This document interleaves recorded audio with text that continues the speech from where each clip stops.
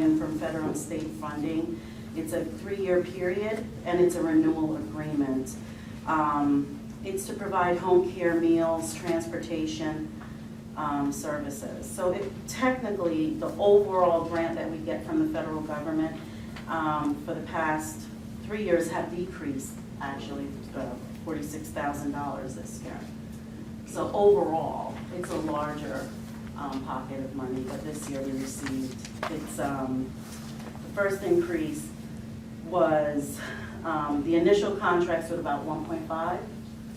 The increase this year was about 2.1, but overall the funding was about $4 million. Yeah, just maybe they send it in pieces, that's what I'm just trying to understand, because it seems like a significant addition to the, more than the original award, so that's why I'm asking the question.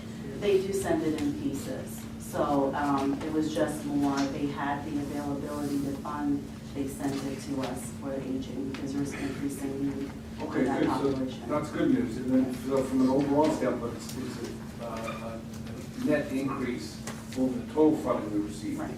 Very good, thank you. Thank you. On page 2, number 226, you had discussed this in the previous meeting.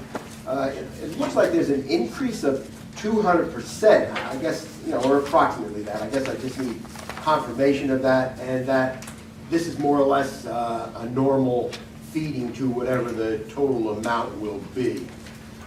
Just for confirmation on that. I'd like to know what last year's dollar amount was, and since this is a not to exceed, I assume last year's was not to exceed, and I'm just wondering how much it was spent on last year's amount. Through you, Chairman, this is an area plan for aging.